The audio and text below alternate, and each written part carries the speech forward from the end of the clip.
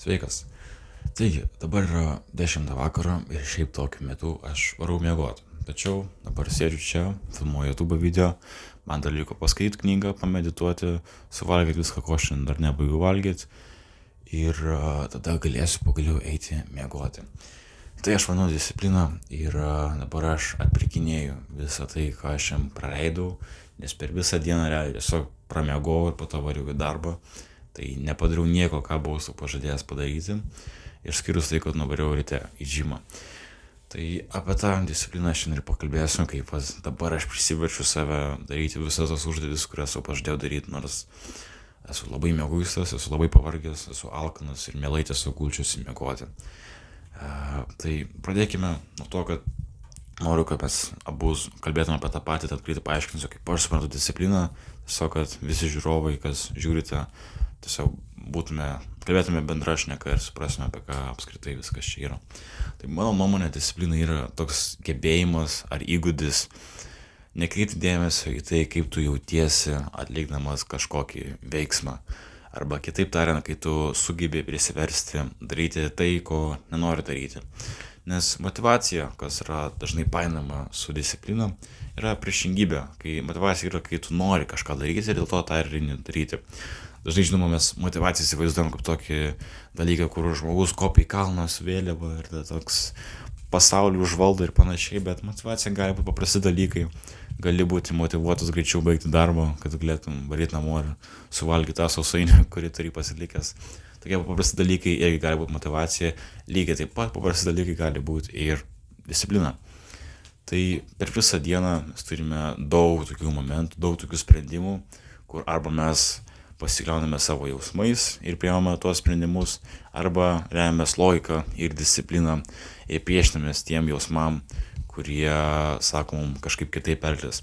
Tai labai geras pavyzdys, su kuriuo mes visi esame susidūrę, yra kilimasis anksti. Tai puikiai žinai tą jausmą, kai ryte, anksto rytą, suskamba žadintuvas ir pagalvoji, gal dar 5 minutės, jeigu pamiegos dar 5 minutės, niekur nenutiks. Ypatingai savaitgaliais, jeigu šiandien pamiegos dar 2 valandas, nieks nepasikeis per dieną, žinai, vis tiek neinu į darbą, nėra jokių rūpesčių, galiu tikrai dar čia pagulėti ir kažką tiesiog ramiai pabūti. Tokios visos mintis dažnai atrodo kaip tokie logiški, žinai, sprendimai, kuriuos mes tiesiog apmąstome savo galvoje, bet realiai tiesiog yra mūsų smegenys, kurios bando mus palaikyti toj komforto zonui. Kadangi smegenys labai nemėgsta diskomforto zonas, tiesiog kyla iš tų prieš istorinių laikų, kai žmonėms tiesiog diskomfortas reiškia pavojų. Kai dažnai, jeigu kažkur esi ne namuose ar šiaip kažkur, tai tave gali laukiniai žvėrys ar kažkokios kitos genijos užpulti. Tai iš tų laikų dar vis mūsų smegenys tą psichologiją naudojasi. Ir dėl to mes gauname priklausomybės ir panašius dalykus. Ir taip pat mes bijome išeiti iš komforto zonos, nes tiesiog mūsų smegenim atrodo, kad diskomfortas lygu pavojus, kas galutinė pavojaus dalis yra mirtis, ko mūsų smegenys nenori ir bando išvengti. Dėl to disciplina ir yra, kai mes ignoruojame tas reptilinės smegenis, taip pat moksliškai pasakius, ir mes ignoruojame tiesiog tuos jausmus, tas idėjas, kurios mus stabdo nuo diskomforto, kurios mus stabdo nuo iš tikrųjų gerų dalykų. Tas liūdna yra, kad smegenys dėja nesupranta, kas mums yra iš tikrųjų gera ir jos tiesiog renkasi tai, kas mums teikia daugiau malonumo. Dėl to pastebėjai tikriausiai, kas ilgą laiką vaikšto į džimą, kad pirmi 2 mėnesiai visą tokie labai nemalonus būna, labai nenori eiti, nes tiesiog jokių rezultatų nėra ir tiesiog kankinimas jis yra pastovus, bet po poros mėnesių, kai pradedi siekti, pasiekia rezultatus, kažkokius pasiekimus jau turi. Daug kaip tik atsiranda motyvacija, nes tu jau didžiuojasi, kad esi stipresnis, kad geriau atrodai, kad esi ištvermingesnis. Tada jau smegenys supranta, tai vis dėlto čia geras dalykas. Ir tada jos jau motyvuoja tave eiti tenai, tu jau nori ten varyti. Ir kas jau lanko džimo daugiau nei 2-3 metus, tai žinot, kad nebesinori neiti į džimą, poilsio dienas ir labai sunku paimti. Tai sakau, čia smegenys tiesiog renkasi tą, kas suteikia komforto galutinai. Tai disciplina ir yra ta priešingybė, susitvardymas nuo tų visų pagundų, nuo komforto. Ir aš ir pakalbėsiu apie tai, kaip ją aš treniruoju. Iš esmės, discipliną treniruoti yra gana paprastas dalykas, tiesiog realiai naudoji discipliną, kol jį baigėsi ir tada darai tą iš naujo. Tai tuoj paaiškinsiu. Disciplina iš esmės turi tokią neigiamą savybę, kad jį gali išsekti. Nežinau kaip tą paaiškinti, bet po kiek laiko, kai tu visus sprendimus priimi su disciplina, su to logika ir nepaisytų savo jausmų, galiausiai ta disciplina išsenka ir atsiranda diena viena ar momentas kažkoksai, kur tu vis dėlto pasiduodi pagundom, pasiduodi tiem jausmam ir galbūt pramiegi, žinai, papildomas kelias valandas, ar neini į džimą, ar suvalgai tą keksiuką, ar kažką praleidi, nukeli rytojų. Ir tokios dienos nutinka, karts nuo karto, kuo labiau treniruoji discipliną, kuo labiau dažniau stengiasi būti disciplinuotu, tuo rečiau tos dienos vyksta, nes, kaip sakiau, discipliną gali ištreniruoti, tai realiai yra kaip įgūdis ir kaip bet kuris kitas įgūdis, kuo labiau praktikuojasi jį, tuo jis tampa geresnis.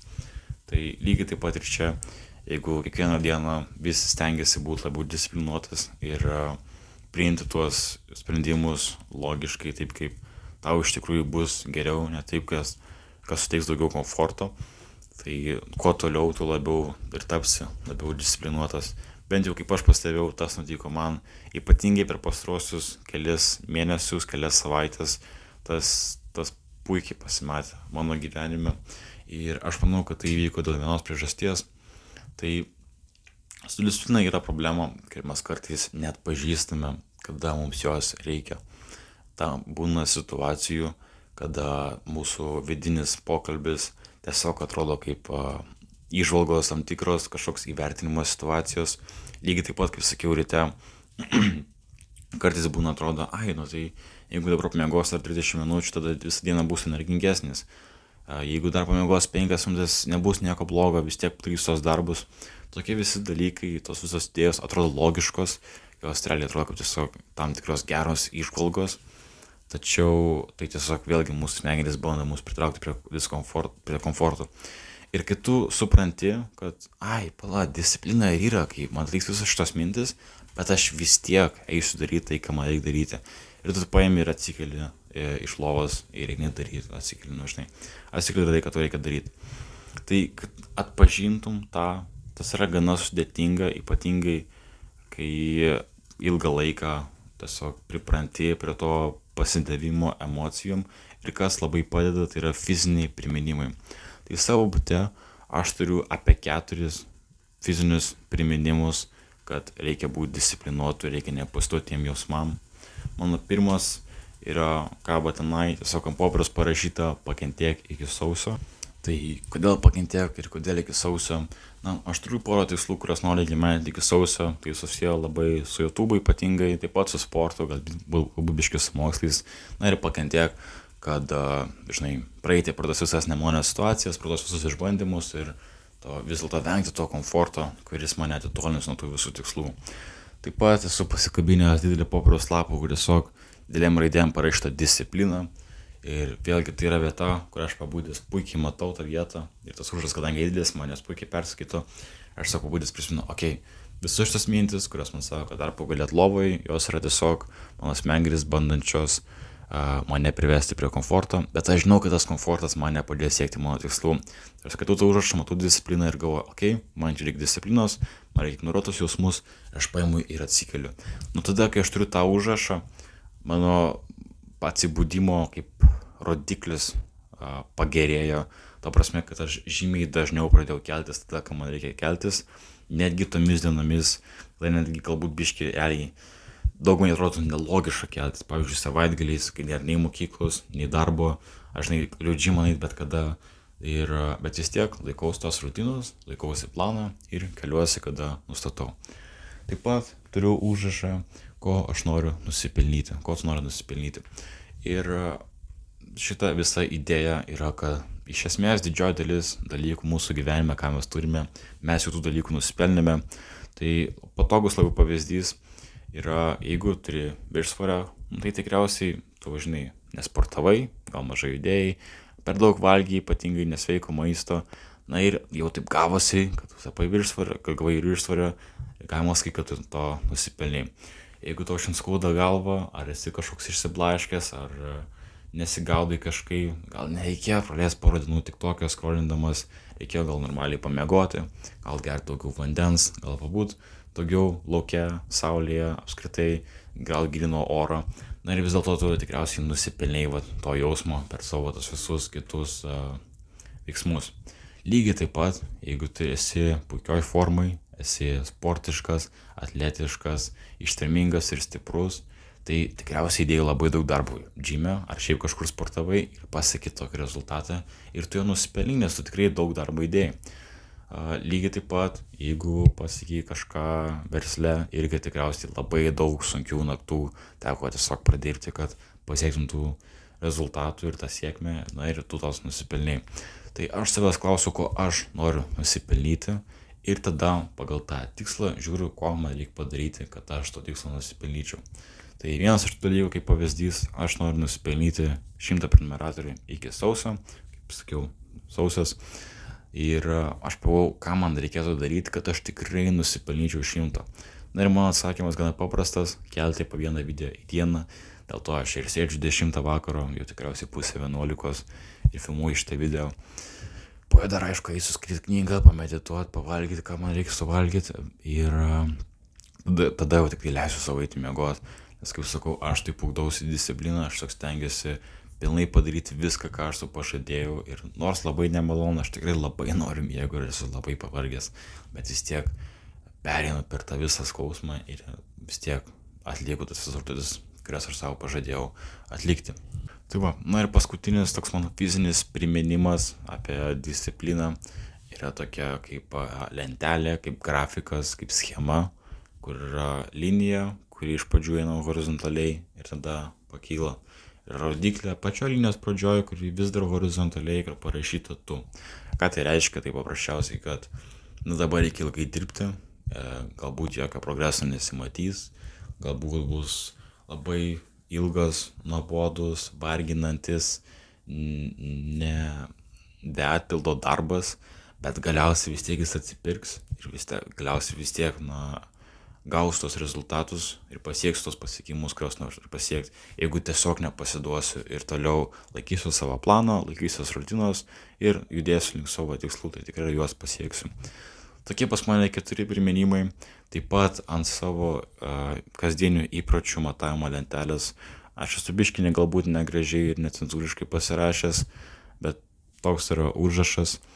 Ir mane tai labai pažemina, kai aš tą paskaitau, ypatingai jeigu matau, kad dar kažką liko nepadaryta. Jeigu viskas padaryta, tai jaučiuosi puikiai, tada nevadinu savęs to žodžiu. Ir jeigu ne, tai tada aš prisiverčiu tos dalykus padaryti, nes aš tiesiog negaliu ramiai miegoti, matydamas tą užrašą ir galvodamas, kad jo, vis dėlto aš toks ir esu, žinai. Tai irgi tai viena priežastis, kodėl aš vis dar čia sėdžiu. Šiaip einant laikui, manau, tokių užrašų priminimų fizinių galbūt man ir nebereikės, galbūt aš tiesiog automatiškai smegenyse išmoksiu, kas yra disciplina ir sugebėsiu ją žymiai dažniau atpažinti. Sakau, vienintelė problema ta, kad dažniausiai man atrodo, kad yra logiškas tiesiog pokalbis, kažkokios kritiškos, gal net įžvalgos apie tai, kas nutiks, jeigu mes nesilaikysim savo plano arba kažką kitą padarysim, ko neplanavome. Bet labai svarbu, kad dažniausiai tai tiesiog yra mūsų smegenys, kurios siekia gauti komforto ir jos nenori, kad mes dėl to siektume tų savo tikslų. Tai šiandien tiek, daugiau neturiu ką pasakyti. Labai tikiuosi, kad šis video buvo naudingas. Žinau, kad paėmėte tokį vieną aspektą, bet gali komentaruose pranešti, jeigu buvo naudinga. Pasimatysim kitą kartą. Iki.